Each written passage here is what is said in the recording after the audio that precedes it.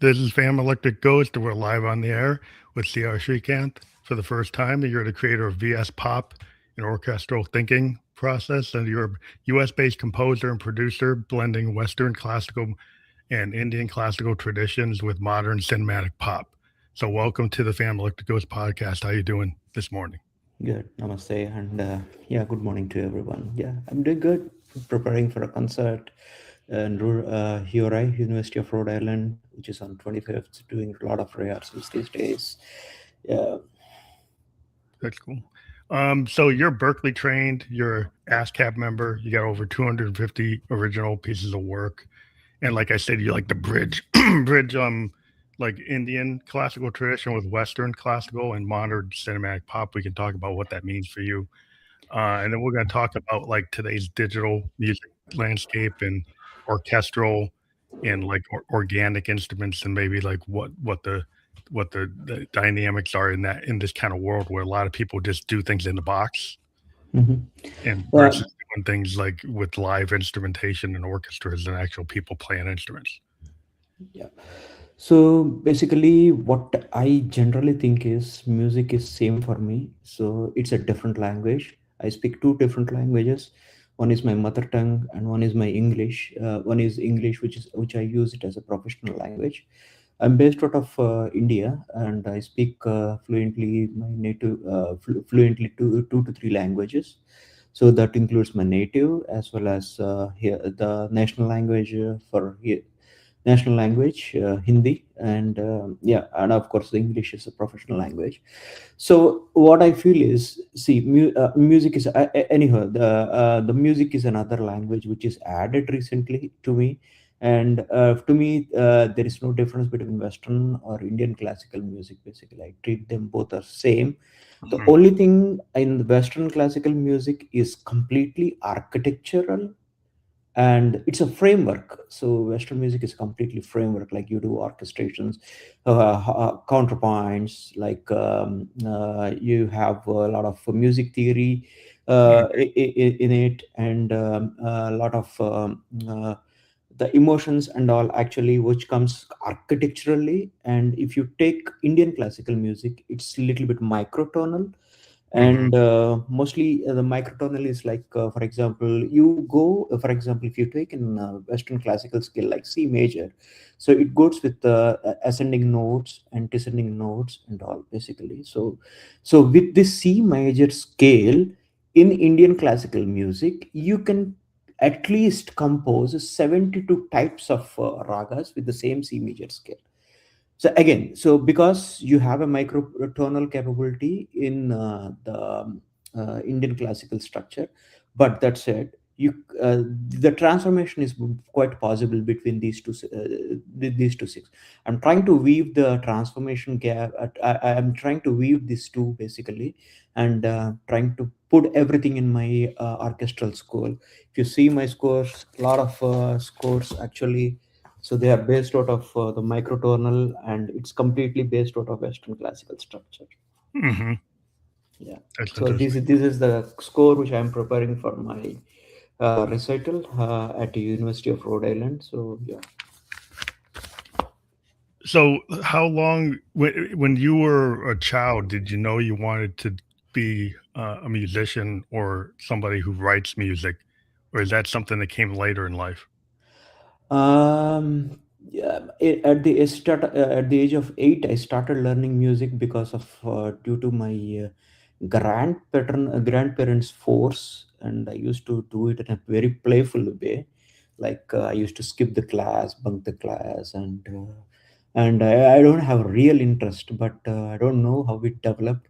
Since 8 to 13, I was a little bit playful, but I used to play veena very fluently. Veena is the instrument which is a very prominent instrument in a musical instrument in South India, Mhm. and it sounds like something like kind of a hollowed guitar style Okay.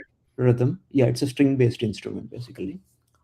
And yeah, So I learned that actually. So whenever I started playing, I think that I started playing Veena, learning Veena, and learning Veena. It subconsciously sat in my mind, and after 13 years, I have a different challenges in my life and study and all. Actually, in India, like a lot of people, they means they leave the hobby, or they leave their actual passion Passion, for yeah. education. Yeah, for passion for education. So I also took the same step, but I don't know, like at the age of 24, after finishing my post graduation in computer applications, I went to one meditation center where they played Beethoven for relaxation. There is a musical cassette at that time. There are no there are CDs, but this is particularly the tape record. So they played Beethoven for Alice actually. So I saw that the cassette pamphlet and all everything. So I somehow got inclined towards that Beethoven for Alice and started exploring. Like yes, I have some knowledge on music, and this is connecting me very well. And I could able to means I could able to emulate the sounds, and that is keep on ringing me in my mind whenever whatever I do the task, and that sounds keep on ringing me. Hmm. So I started collecting a lot of Beethoven, Frederick Chopin, Mozart, Haydn, and uh, um, um, Tchaikovsky. I don't know how to spell Tvak. Yeah, so these collections I have a lot of. I have almost I have tons and tons of CDs at my home, Yeah, and I it seems used like to you're really drawn to the classical. Like yes, that really speaks to you. yes.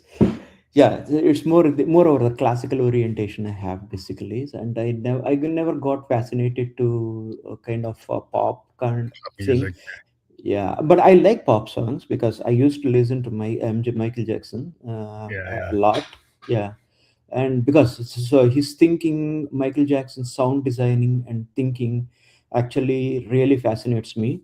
And this orchestral is completely like the classical is completely in my blood. So Yeah. so But the that's thing how about I am. classical, I think I used to I was watching a documentary with George Martin from the Beatles, right? And he was saying that he introduced the idea of a sound painting to the Beatles because Yeah, The Beatles were like a rock band, right? So then they said, well, what they were working with Peter Sellers on these comedy records, and these comedy albums had all this layering. They'd have yeah, like they'd have like orchestral stuff. They'd have background noises, backward tape looping. He said, "What if we took the studio and acted like it was an instrument, and took the idea of, the lads, we could, when they play in Berlin, it's a four-piece band, right? But if you yeah, go in the studio, you could layer, so you could end up having as many voices as an orchestra." So yeah, I've always been very interested in progressive rock and fusion jazz and modal jazz and things where you could experiment with tones, where you can yeah. experiment with sounds, kind of invert sounds. I'm a synthesist. I deal with waveforms. I actually spend a lot Oh, of time building sounds from a Moog modular and oh, spend really? 2 hours building the sound before I even use it. Oh, Um, okay, that's so great that, to that's hear. that's why I've always been interested in the idea that music can speak to you in cinematic ways, in Yeah, pictures, in stories. Do yeah. you like to tell stories with your orchestral pieces? Yes, a lot of see. Actually, so I'll just explain like how I start composing my music, and the orchestral thinking basically. So how I layer my tracks and how I design my sounds and all. Actually, so if you I think if you're interested, we can start that Yeah, topic. Yeah. So basically, it comes basically it's a spontaneous thing. I don't force like I have this idea.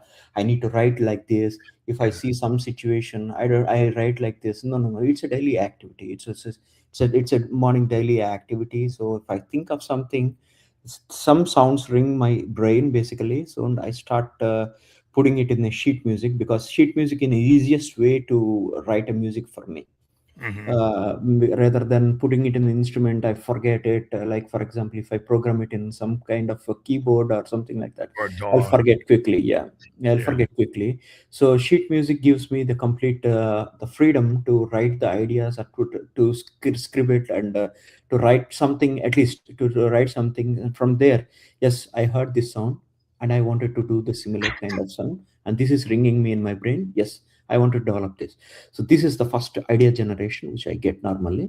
And after that, now I'll come. So for example, if I think of some orchestral thinking, so for example, if I wanted to make it as an orchestral score, I'll take an orchestral template from the Torico or Finale, and I'll try to weave all the sounds. And the majorly the counterpoints I use for each instruments I wanted to I use I don't take a specific species counterpoint, but I wanted to produce a contrasting sound between the each instruments, because it shows the live and it shows the reality between the characters. So each character can be treated as an each instrument basically. So that's how I weave the counterpoints basically. Well, it's And when interesting. you, Go ahead. yeah, yeah, go ahead, go ahead. Well, it's interesting when you layer sounds. Is like a lot of times, like in music, we deal with like shadow vocals, or like with Moogs, like they're monophonic. So which Yeah. means you're gonna do one note at a time. So sometimes to actually build up a Moog on a multi-track, you actually go track by track, entering tones on separate Yes. tracks, right? Yes. And you might change the waveform, sine wave, square wave, triangle wave. Yeah, exactly. You So might play with it. Yeah, so to build up the overall picture would be like if you were holding like a big chord. If you're doing two chords, but you actually individually recorded them like they're separate instruments. And so then you get this kind of big, it's like Phil Spector type stuff. yeah, exactly. So you got it actually. So yeah. So as you said, like the layering is a very challenging part for me, because I'm not a sound designer by design like you. Mhm. I'm just my level is only up to the orchestral thinking, and I put it all the orchestral score in my sheet. Then I'll seek help from Omnisphere. Hey Mhm. Omnisphere, please help me.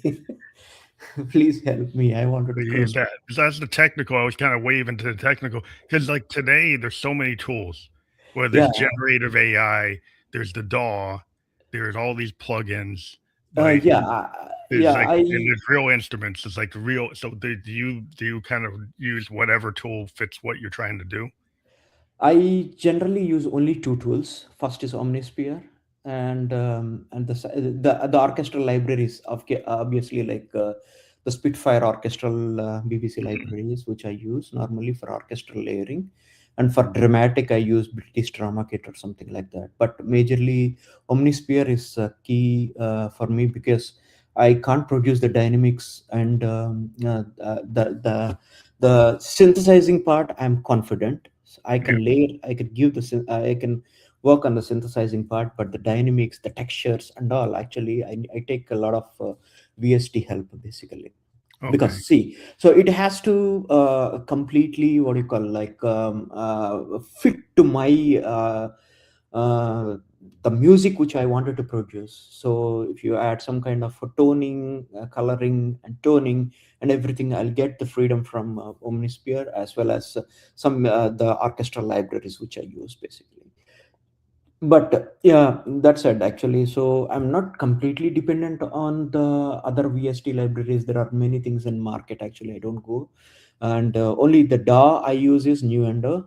That is because it gives me freedom to produce the sounds and modulate and emulate the sounds, whichever whatever the way I can. Mhm. Because if I wanted the Doppler effect, I wanted to produce a Doppler effect, I can use Nuendo freely, compared to Logic Pro and other softwares Yeah, basically. yeah, So yeah. it's interesting because like I like to play with a lot of MPE versus MIDI, um, Yeah. because there's a lot of alternative input mechanisms now that have like full polyphony, they have full expression, and so like with your synthesis, right, and you're trying to do a horn section. Well, I actually played woodwinds. Like I know how to play a sax, I know how to play. So I know I want to trill something, or I want to be able to do something that you would do with the mouthpiece, and you have to try to get that to work. And some some implementations, they don't give you enough dynamics so that Yes. you can actually get that woodwind to sound like somebody's actually playing a woodwind. So that's why I like to play with alternative like input mechanisms that allow you to go into every little aspect. Like if you can go to tune in a piano, you play with the lid, you play with the strings, you tune each string of the piano, you play with the lid height, you play with all these different things. You're like, so when you can play with everything possible, then you can have more dynamics. And dynamics are the whole thing in music, right? Because that's how you actually get across your message. Yeah, that's how I spend a lot of time to learn everything daily, daily, daily, daily. Today, I have to learn this, I have to learn that, I have to learn. So that's keep me busy every day. So yeah, You have to think about it like every instrument, how does that person approach it versus a string instrument versus a wind instrument versus percussive instruments? Pianos are percussive. So like if you have to think like how are you gonna approach like yeah. that? So yeah, so if it is a piano score, actually, I go with the counterpoints. I told you like the voice based. So voice one, voice two, voice three, voice four. So three and voice four, I put it in the bass clef, and voice one and voice two, I put it in the treble clef, and try to I wanted to do a kind of experiment and the counterpoints. So most of my scores are based on counterpoints, because it's not that I am mastering counterpoints, but I what I wanted to do is I wanted to produce a different set of I want a realistic kind of listening sounds, basically. So for example, Mhm. you're doing some activity in your mind, it should ring in your mind. So just like in at the age of 24, how I it ringed in my mind, and I could able to uh, what do you call means what do you call how to say that in English, I don't know, but like you murmur that sound, is murmur that sound, do something, do your work or something like that, right? So for example, some people sings and work, like folk based thinking people, they generally works in fields and all. They something sings and work, right? So they do some sort of singing while they're Yeah, like harvesting scatting. and all. Yeah. Yeah, like Tom Petty was famous for like not actually knowing his vocals. He would Yeah. just kind of scat the song. He Yeah. would scat it like a jazz thing and just kind of make up like just voicings, right? There aren't words, but it's the melody. But he Yeah, hadn't it's a picked the melody. words. Yeah. He hadn't picked the words yet, but he got them. He knew the melody, but he didn't know what the words should be. You And so hum the song, you he can hum the kind of hum it melody. or scat Yeah. it or just vocalize it. And a lot of like Michael Jackson was famous for Yes. composing a lot of his stuff by vocalizing what he wanted the parts to be. He vocalized the drums, vocalized the piano, vocalized the string, and actually tell Quincy Jones what he wanted. Yeah, incidentally, it's the same process. I don't know. I really don't know how Michael Jackson thinks, but yeah, incidentally, it's the same thing. I wanted to do something this with piano, and I wanted to. So that's my approach basically. So the choice of instruments is completely.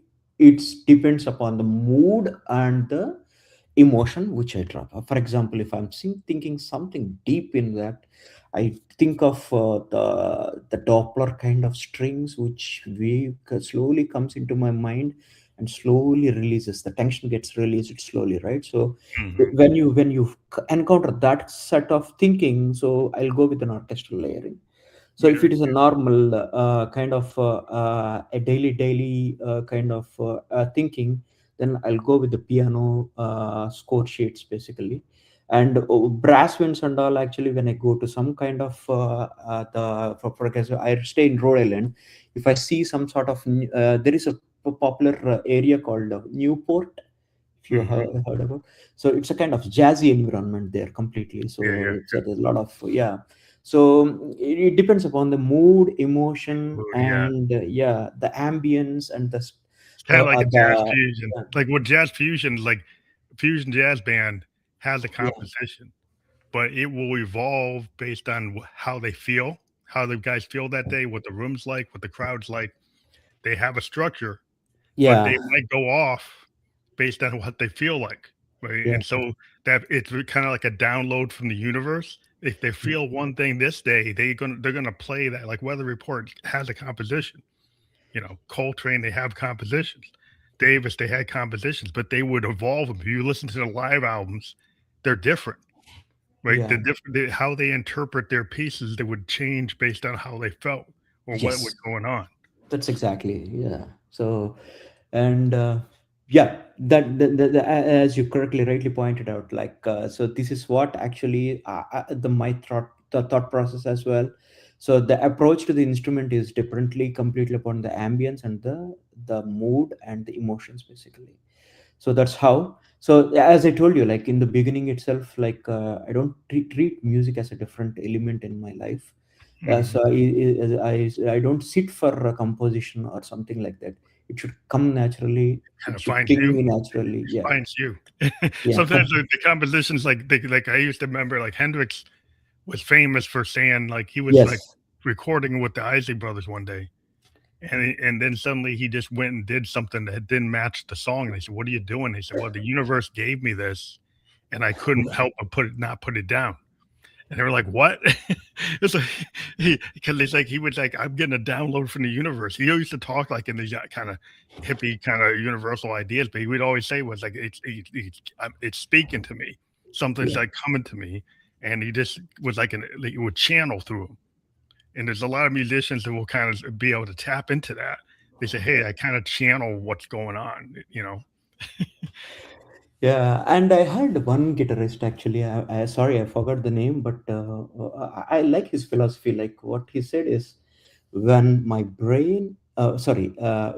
hand and guitar started playing, I leave my brain aside so that Hmm. they will do their own job. When my brain intervenes, and then it will spoil. Yeah, So yeah. I like Because that. sometimes So the logic brain will kind of wreck things. Because like yeah, when you're in the studio, right, and you're doing like 100 takes, yeah, right, you find out that the fourth take or the third take is closer to what you really wanted, but you yeah, were somehow trying to go for perfection. Like the closer to the earlier take is closer to what you really wanted to do. Right. exactly. That's what I usually find is like the earlier takes, I'm like, I don't care if there's imperfections. I don't care if it's not perfect. It's actually better to take the earlier ones because Yeah, it's closer to what you were trying to do. yeah. That's what, that's yeah, that's how actually. So yeah, even I don't think about perfection first, because perfection is not a job which I'm making music right now today. So it's all the emotions which I wanted to which is there, which is left in my brain. I just wanted to put it as a musical form. That's it. Simple. It is as simple as that. Yeah, I think a lot of people let I think some of the tools today can kind of mess you up because like I'm a child of the 70s and I still have a lot of multi tracks, a lot of like like analog type recording equipment. And what I like with that is that you're kind of forced to deal with what you physically could play, right? Hmm. And your limitations. Sometimes limitations in music actually spur a lot of good ideas. But sometimes if you have unlimited capacity, all you have too many choices, then you get overwhelmed. There's too much noise. So I think sometimes if you're limited in what this instrument is capable of doing, right? And then Yeah. you don't try if you go on the net, then you can keep on changing that thing and make it whatever, right? Yeah. But if you have a physical Les Paul or a Fender Strat, or a really nice, like, baritone sax, y- Yeah. it's not an alto, Yeah. right? It's not an alto. Yeah. That's what it is. And so like you have to deal within the constraint of what it is. Yeah. So is French horn is another typical instrument actually. So French horn. So you have only very limited set of notes to notate basically. So you have to play within that set of notes. And I just wanted to ask you one question regarding the analog recording, because I was never into analog recording process. So how this analog records is a little bit different from the digital age. I just wanted to understand from you if you have. Well, like an analog recorder, right? It's using tape, right? Hmm. And it can multi-track. I had like a 4 and I had an 8 track, Hmm. right? So you're limited to whatever it can do. It can only do 4 or 8. Maybe you can, but what happens is like you had to go in Hmm. and physically play the length of your song for track 1. So if Hmm. I go in and I'm playing bass and my song's 4 minutes long, I'm playing bass for 4 minutes. Then I go back and maybe I'll put the drums on it. Then I'll go back and put the keyboard on it. and you can't really sync it other than you have a click track. You might have a click track, but Okay. there's no way to actually fix it with a quantize it. You can't quantize Okay. it. You can't fix it. It's kind of what you're limited to how good a musician you are. Okay. Yeah. So you have a lot of leverages in modern digital music, like quantizing, warping. Yeah, you can't do any of that, but you can go after the fact and start splicing the tape. So Okay. people would go and take the tape and actually take razors and cut them, and then can try to move them around to get them better. And then they would make choices like, oh, they then becomes like a dog. It's like, well, I'm going to move this part to this part. Then they would Okay. move things around by moving the tape around. Lucky that I'm born in this digital age. Otherwise, my thought process would definitely screwed up the analog thinking. Yeah, but sometimes the analog was good because it's kind of happy accident. Yeah. Right? If you have a happy accident, then you could go with it, and you're kind of limited. It's like, oh, that's what I did. So let's work with that instead of going back and hitting the undo, Yeah. redo. I saw the recording of this Good, Bad, Ugly, the orchestral layering, actually. The Good, Bad, Ugly, the cowboy film, if you remember, actually. It's a video that's abundant in YouTube as well. So I saw the orchestra laying, the baritones playing, and all, actually. So what I saw is it should be a near perfection, otherwise, the sound will get screwed. Yeah, yeah. Definitely. Yeah, you have to be close, but, like, what I found is, like, a lot of famous recordings, like, especially you think about, like, the Rolling Stones, the way Keith Richards plays, a lot of people would say he plays a little off time, Yeah. right? There's certain musicians that play a little off, like Coltrane is very dissonant, like, in his choices of notes. This kind of goes off normal scales. It plays with tones, plays with dissonance, plays with discordance, plays with little tones that might be a little jarring, but when people do that, the fact that it's not perfect, the fact that it's a little off time, it's a Mhm. little off camber, right? That sometimes is the point. Yeah. Okay. Yeah. Okay. Okay. So, and actually, have another question. Actually, I wanted to ask you. So, I don't know whether I'm doing an interview for you, but I'm sorry that I have another thing. Yeah, For example, if you the sound layering and all, actually, is it completely in analog? Is it tape based? Like how yeah, you it's all layer it? tape Is based. I mean, in the analog world, if you're using like an analog equipment and analog tape, like it's all, you know, like it's whatever. Like you're playing with the acoustic instruments, you're miking them, like Mhm. you're miking the guitars, you're miking the drums, right? You even miking the pianos, right? So you have mics on the pianos picking up the sounds. You might be picking up stuff directly from like quarter-inch cables going Mhm. into mixer boards, and you might have processors like Neve processors and things, but you have physical Neve processors. You have everything is physical. So all the processors are not digital; they're analog. It's kind of like Mhm. 1974, 1982. It's like everything, nothing's digital. Yeah. Everything is physical hardware. Yeah. So, even all your processing, your vocal processors, all your effects are all physical effects. So Yeah. All the it it's sounds all. different. It has in some of it, you know, it's not you can't correct it as much. I mean, the engineers can go and correct as much as they can by playing with the tape and cutting So, things, moving but around. analog signs are analog. What I observed is actually, so I used to listen the contemporary music as well as the old music as well. Means the vintage music, like vintage classicals as well. So the recording in the analog has less disturbance than the digital sounds. That's Mm, we have to accept that fact basically. And the analog sounds has the accurate precision because we need to play with an accurate precision to get the clean sounds.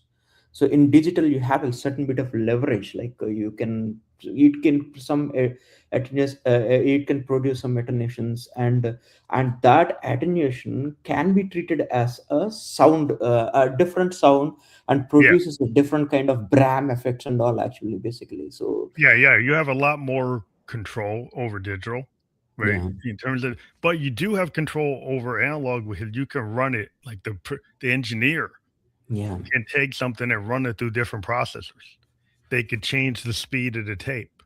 They can Yeah. speed it up, they can slow it down. So, but it's all physically doing it. So there's not there's the things they can do, but it's harder to Yeah. do, right? And then it sounds different because you're going through mechanical devices Yes, or you're mechanical. going through transistors, not digital stuff, right? So the Mhm. transistors sound different. Like Yes. when you go through transistor based stuff, like an old Moog, like a mini Moog or a Model 55 or ARPs, like any of those old analog synths, they don't sound like a DX7. They don't sound like a Juno. I mean, Mhm. they don't sound like modern digital synths. They actually have they have to warm up. They take like 20 minutes to warm up the transistors. If you play them when they're not warmed up, they sound different. Okay. The oscillators will move around, so it sounds more organic because Okay. they're not perfect. They actually are imperfect, and because they're imperfect, that you can use them to that effect. And sometimes some people like myself, we like the fact that they're imperfect. Yeah. And I tried to use this emulator and synclavier actually. So in a lot of my compositions, when I try to Well, pop songs, that's a nice machine. Yeah, yeah, but that is digital versions I use normally. yeah, it's a Because, wavetable type of machine, but yeah, it wavetable. has a lot of capability. Yeah, Like wavetable synths are that's a really cool form of digital synths. Like I use a lot of subtractive stuff, and then there's like Buchla additive synths, like the Buchla like synths are different. Yeah, there's like if you use Buchla's additive synthesis versus subtractive, yeah. and subtractive synthesis is totally different. We can go down a rabbit hole, but So Michael Jackson's Smooth Criminal. So I saw, like, I was really fascinated, like how they produced the sound from a synclavier. He yeah, used that's to, a cool machine.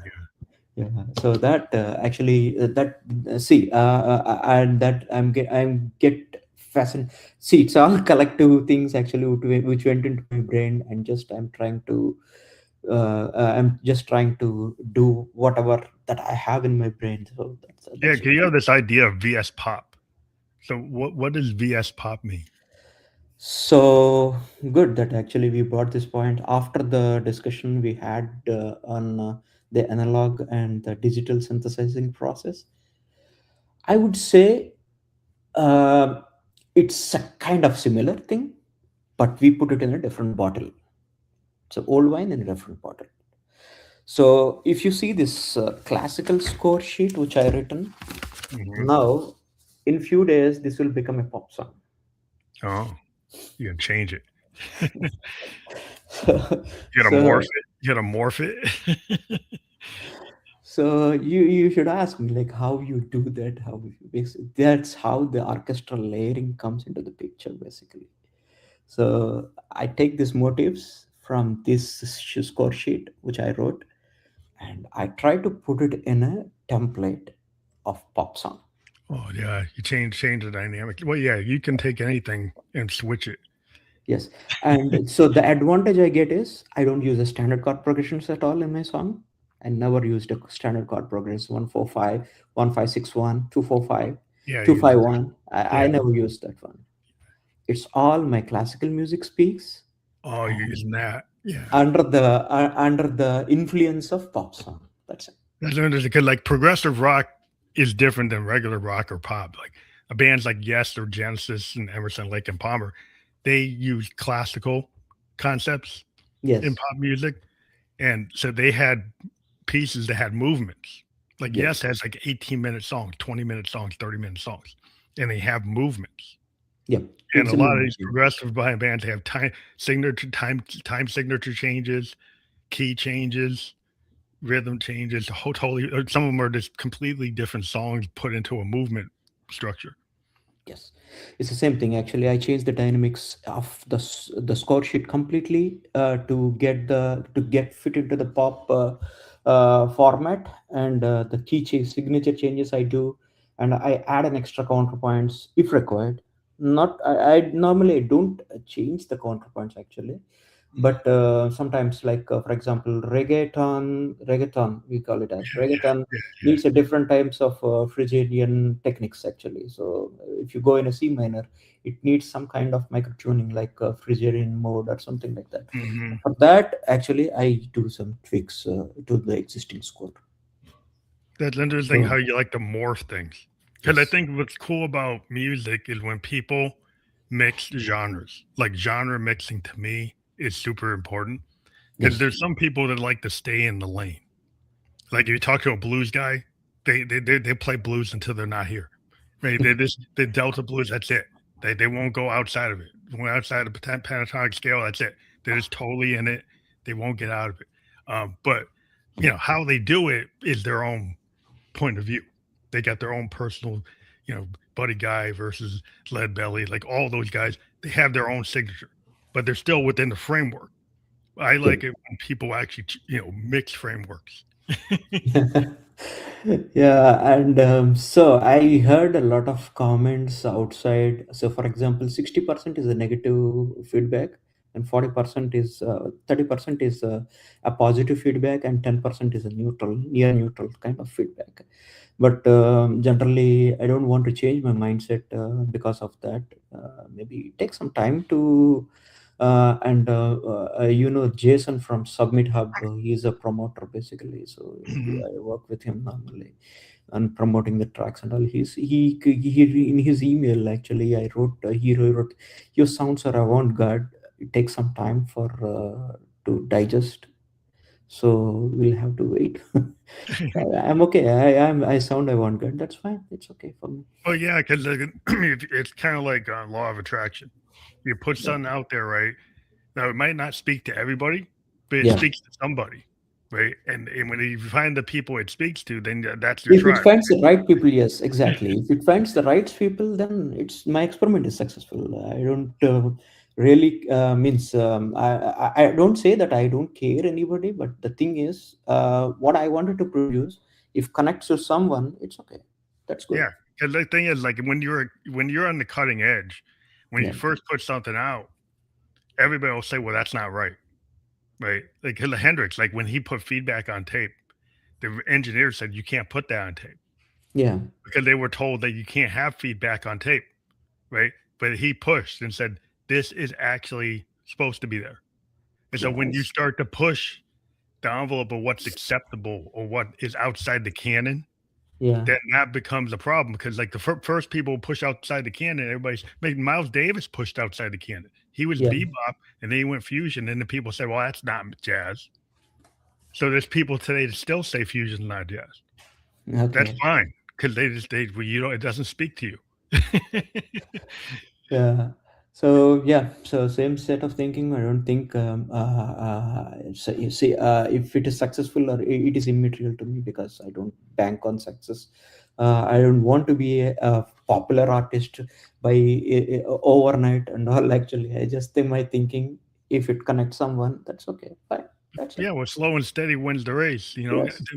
If you stay true to your own vibes, right? Yes, that's the awesome statement. Yeah, even I believe the same philosophy. If I stand with this, then let the negative force come, but the positive will be there. Actually, Yeah, because I think it's like you don't know where some the thing I always worry. Well, I always tell artists to get scared, right? They get all this stuff. I talk to painters. I go to their loft. They have all these paintings. Like, well, how come they're not in the gallery? You're like, oh, because they're not ready. Like, how do you know they're not ready? Right? You need to go try. You can't just leave them in your room.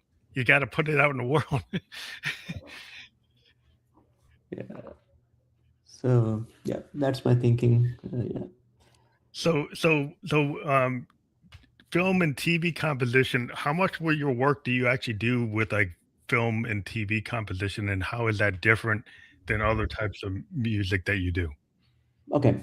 Film and TV composition. I took a course from Berkeley, but I never composed for a film or TV. But I do have samples because I keep it for myself basically. I'll tell you the incident which I had when I'm taking the course basically. So I did a kind of experiment in with Berkeley because I took a course for some odd dollars, some dollars. I wanted to do a composition and film music course in from Berkeley. I wanted a certificate from it, or the completion part of it.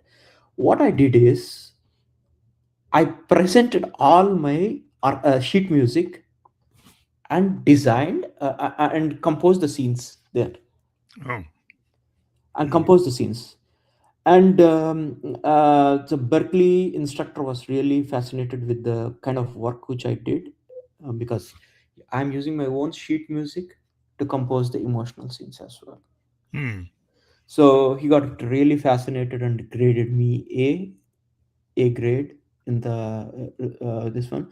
Then that gave me confidence to build BS Pop. Basically, yes, I could able to do my own sheet music, to compose a film or to compose scenes from a film or the serials. So why can't I write a pop song? Hmm. So I collaborated with one of my one of my friend brother from Brazil. So he writes the lyrical. He takes Oh, the he does the load of vocals. writing lyrical works and all, actually, because my language doesn't really impress. Means because the English language, I'm not a native English speaker, so the emotions and all I could able to only produce in my You native can not able to language. convey it the way the other guy can. Yeah, that's So he helps me writing the songs and we work together, and yes, film and TV composition I never would worked on any films or yeah. It's but interesting. yes. Yeah. But the only thing is, I learned a lot from Berkeley. So this is how we Hmm. can experiment the sounds.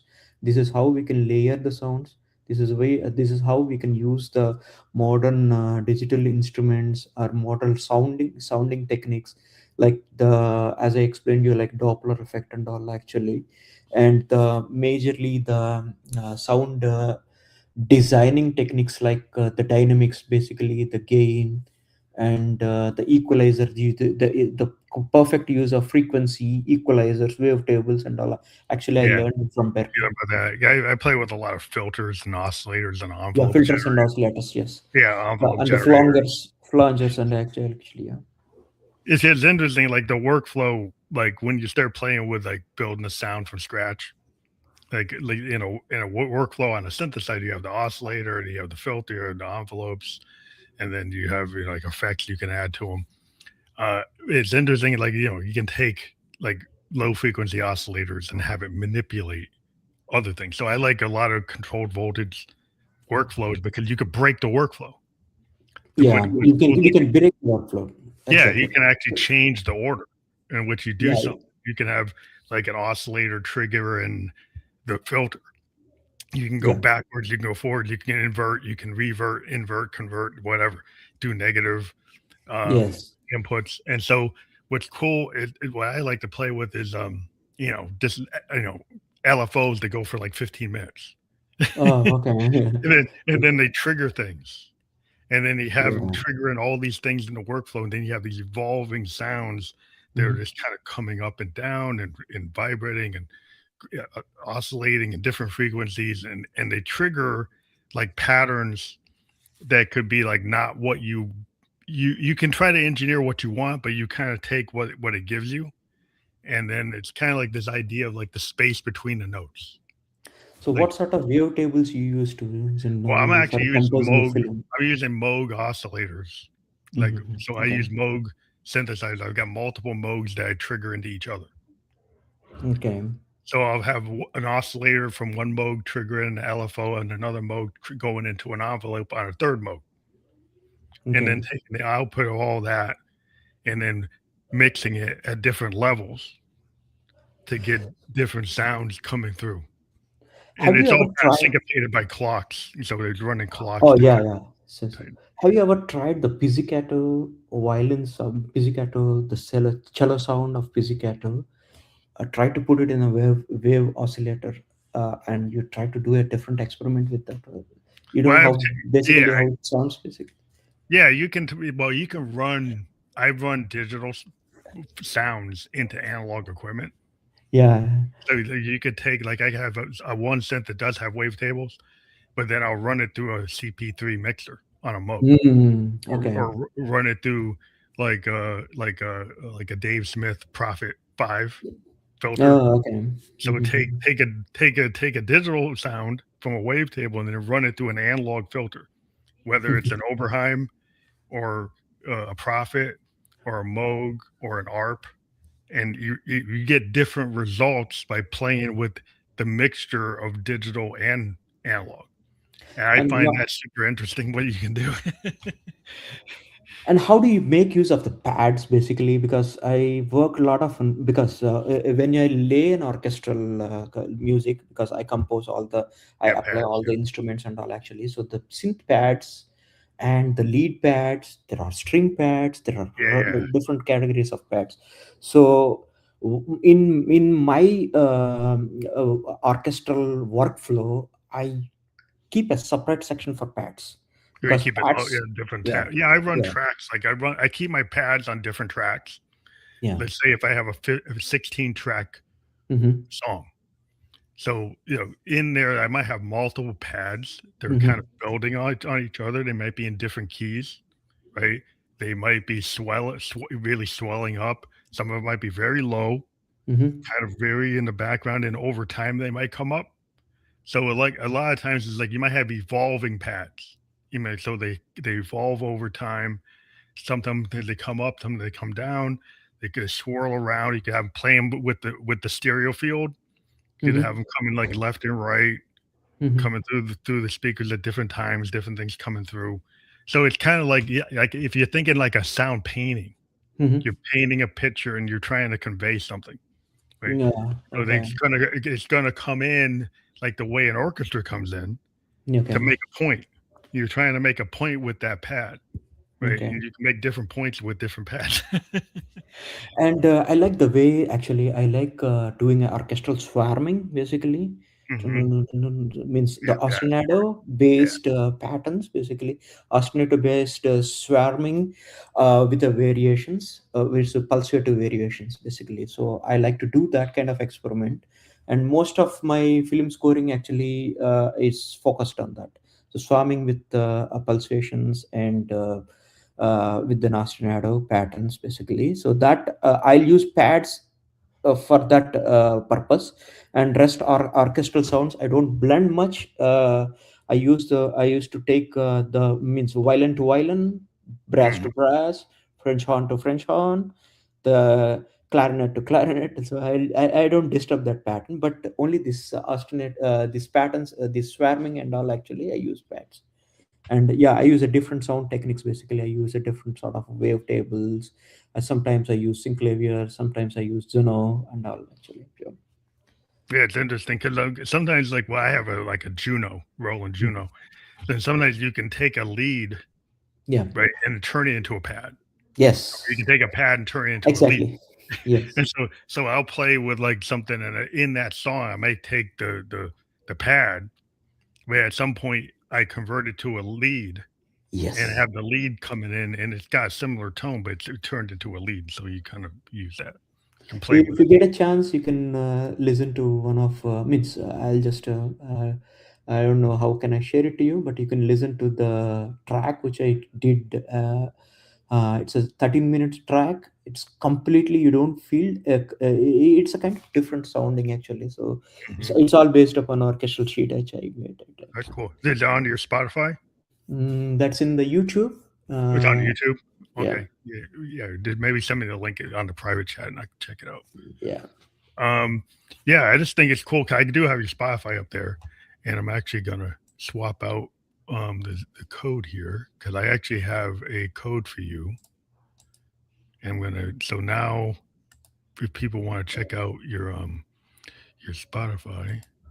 So the QR code I just put up is for the Spotify I have on the screen because that's kind of hard to put in. But if people scan that QR code, they actually go to your Spotify artist log so people can check out your music. Hmm. Thank you. And so, yeah, I think it's super cool when you give like the thing that I always like about when I talk to artists is like I ask people like, what gave you like the permission structure to believe that you could put your work into the world? Because there are some people that do stuff but they never share it, right? They're so scared to share their work. What Mhm. made you feel like you got to a point where you could share your work? Berkeley gave me that confidence. That's what did it. Otherwise, I was also shy. I couldn't able to share. And if I share something, definitely, no, no, no, no, this is not my sound. Berkeley Mhm. gave me that confidence how to produce my sounds in a different way. and how to emulate it in a different way.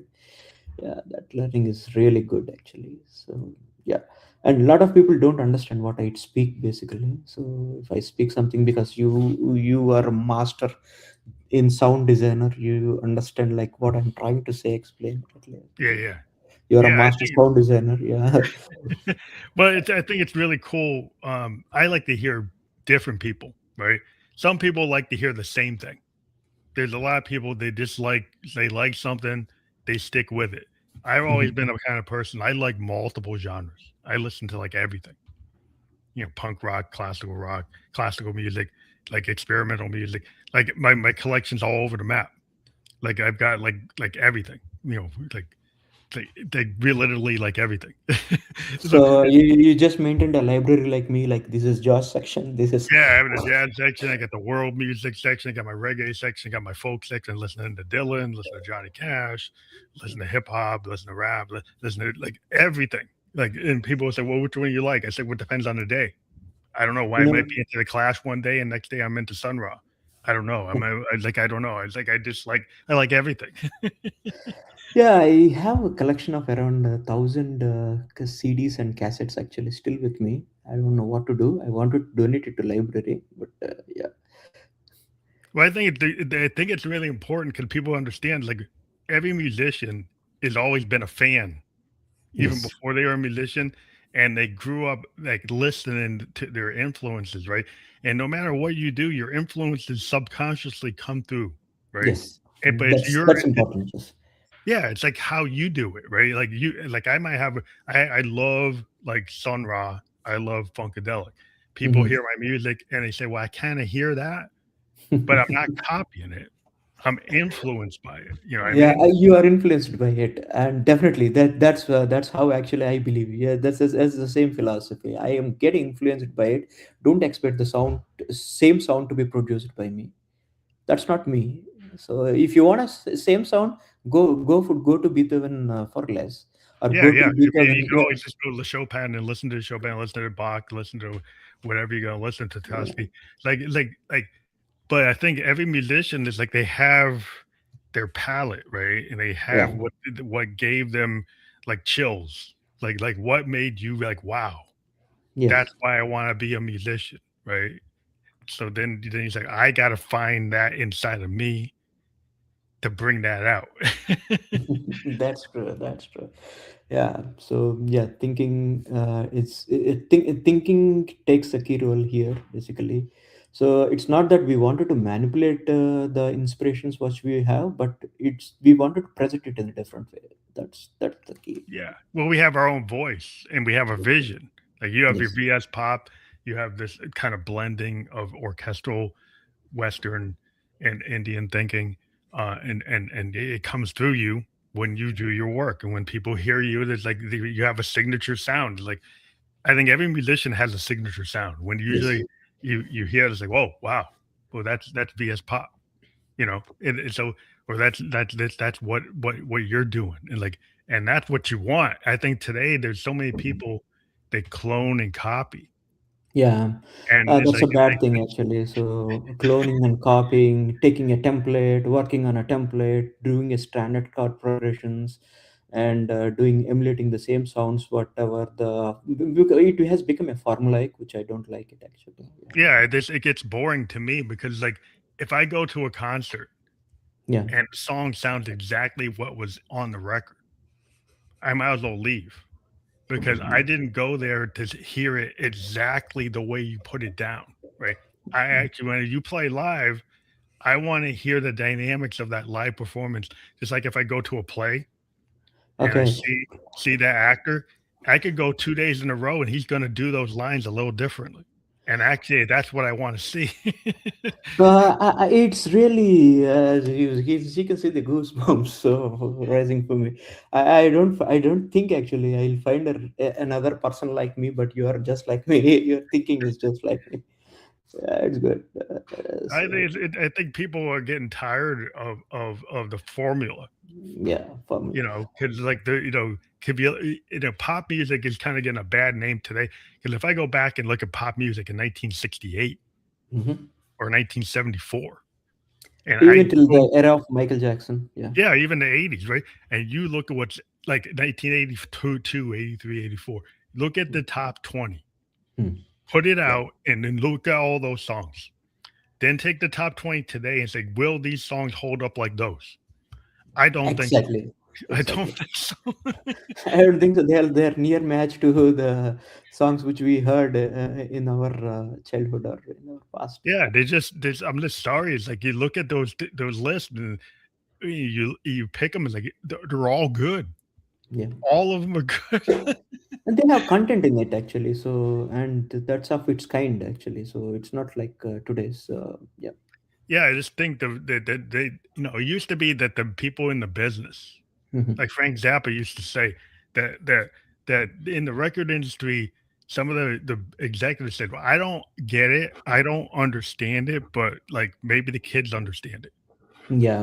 And Zappa said that's cool, but Yeah. it's like, well, when these guys started coming in thinking they did understand it, when they don't, then they started to ruin it. And Frank Zappa had all these like recordings of him kind of railing against the industry and how it's not allowing the best to come through, Yeah. right? Because they just think they know more than they do. Yeah. And there is in India actually. In India, there is one saying actually: you reap today for yield fruits for your children. So that's how it was. So Yeah. you reap today, not to eat for today, not for you. It's for your future generations. Yeah. Yeah, I think it's real important to just like let artists be, let them happen and don't try to like manufacture like Hmm. Yeah. fake things, which I think like I'm a tech guy. Like I do like software design. Hmm. I know we're living in the age of generative AI. And I've played with some generative AI triggering some of my workflow, but I use it to trigger stuff. Even I'm a I, tech guy. I don't use it to write my stuff. Yeah. I use like prompt engineering to maybe trigger my oscillator, right? Hmm. But I don't have it write what's coming out of my oscillator, right? It just might trigger different variations faster than I could. So I do it to do something. I use it as a tool, right? Yes, you But if use it you as a use it, tool. Yes, yeah, definitely. if you use it to write your whole thing, then I'm kind of like, I don't think so. Yeah. So even I'm a tech guy. I work with an enterprise softwares basically. So yeah, I Yeah, design not the software architecture for the systems. yeah. I'm a BSA. I'm a business system analyst. I help with like the UI, and Hmm. the actual business I, requirement, use case, that type of I, stuff. But yeah, I just I think it's good to have the left brain, right brain. yeah. Yeah. That's right. It's a cerebral way to call it. I'm into SAP basically. So SAP ERP. So since But 20 cool. years, I was doing the same job. Maybe that thinking also gave rise to this sort of sound designing and all that. Yeah, because like music is like math. Yes, exactly. Music has a structure. Now, it's a lot of passion in music, and you can try to get it to be a formula because that's what people try to do. Yeah. Because you can't. Because it's like it's like algebra. It's like math. It's like you can figure out the formula. You can figure out the patterns. You can try to replicate the patterns. But a lot of it is magic, and the Yes, it's a magic, magic. yeah, Yeah. the magic and the kind of unknown pattern or Hmm. unexpected pattern Yep. that your algorithm's not going to find. Yeah. It's a stochastic pattern, like we call it as basically stochastic things. Yeah, yeah, that's it. That's true. Yeah. But I want to let you know, we're at the close of the show, but I gotta let people know about the QR code. And people can get to your Spotify. We encourage people to click on to scan that QR code. We also have your Instagram on there. People can check you out there at your Instagram site. That will be fully clickable. We've been live on LinkedIn, YouTube, and Kick. We will be on Spotify video podcast, Apple Podcast, iHeartRadio, Amazon, many other platforms, Newsly. And I want to thank you for being on the podcast today. It's been a great conversation. So I hope you have a great rest of your day. Yeah, you too. It's a Thank nice you. conversation, and thanks a lot for inviting me to the show. Thank you.